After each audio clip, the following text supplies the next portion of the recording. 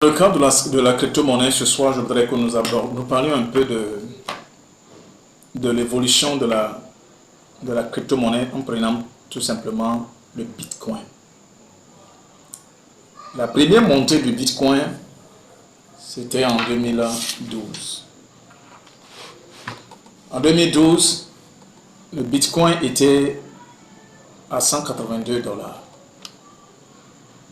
C'est juste pour que nous voyons un peu, parce qu'il nous avait juste conclu avec la différence entre le trader et l'investisseur.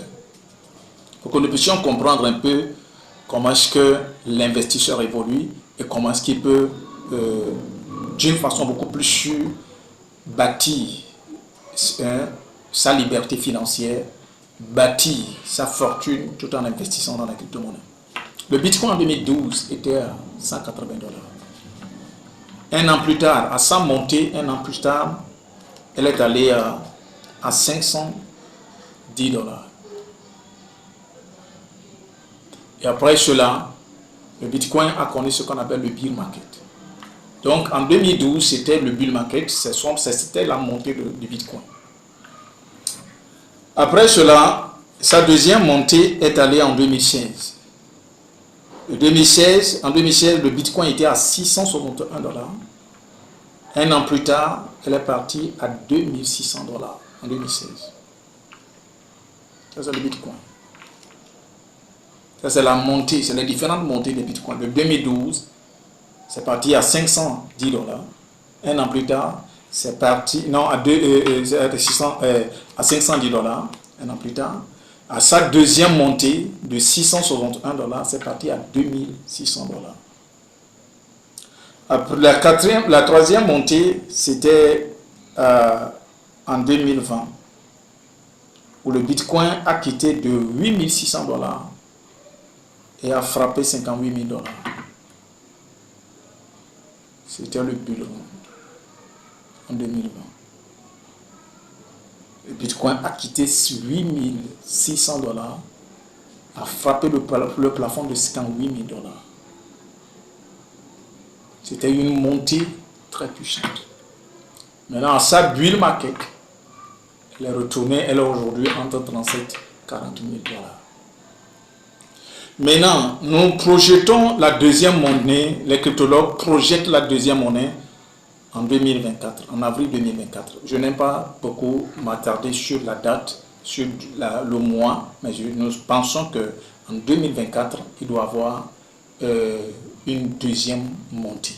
Et ce que nous disons, c'est quoi? C'est que ça, c'est sur la base de l'analyse technique. Parce que l'analyse technique se base sur l'historique de la monnaie. Elle se dit que l'histoire peut se répéter d'elle-même.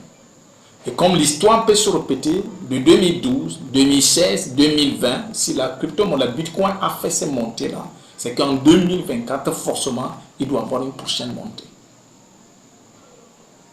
Donc, il est important de comprendre qu'à cette date, à partir de avril 2024, il doit y avoir forcément une montée. Mais quand on dit que c'est à cette date, ça ne veut pas dire que c'est la date butoir où le Bitcoin monte et redescend, non.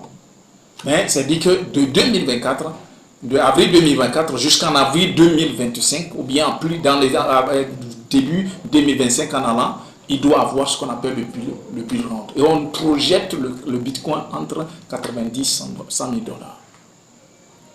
Donc imaginez que quelqu'un avait investi dans le Bitcoin à cette période où elle était en 2012 à 182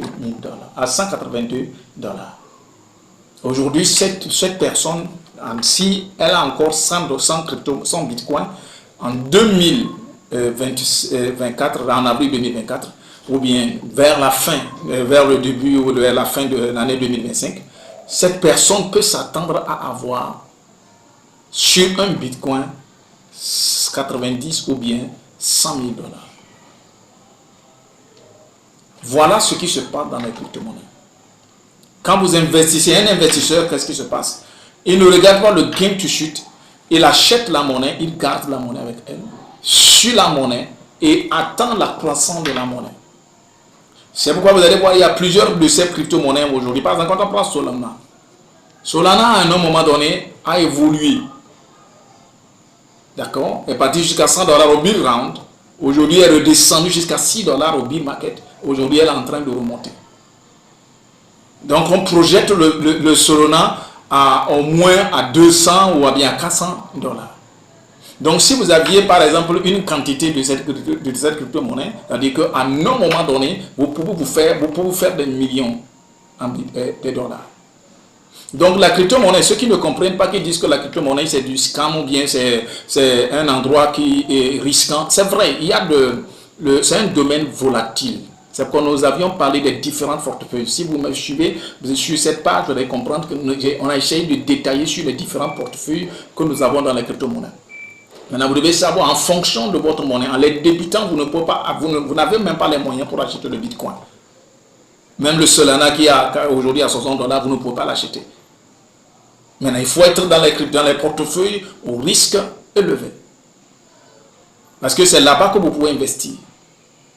Maintenant, si vous investissez parmi les crypto-monnaies que vous pouvez acheter, si vous avez la chance qu'une de ces crypto-monnaies prenne de la valeur, en ce moment, vous allez commencer, vous pouvez quitter le portefeuille très élevé, au risque très élevé pour rentrer dans les portefeuilles au risque moyen. Au risque moyen. Donc, c'est dit que c'est pour vous montrer que c'est le moment où vous devez investir. Toute personne qui voudrait se faire, parce que ce n'est pas le moment où les cryptos vont commencer par monter, c'est ce que les gens ne comprennent pas. C'est lorsque on va commencer par avoir le bull round que les gens vont commencer par créer une monnaie qui monte et c'est là ils vont aller chercher l'argent pour pouvoir investir. Ça c'est de la connerie, ça ne fonctionne pas. C'est le meilleur moment de perdre de l'argent. Parce que le moment où la crypto-monnaie monte, c'est ce qu'elle doit redescendre. Et ce n'est pas le moment d'investir quand la crypto-monnaie. On n'investit pas dans le bull market, on investit toujours dans le bear market. Le moment où les crypto-monnaies sont encore basses, c'est le moment où là, vous devez investir.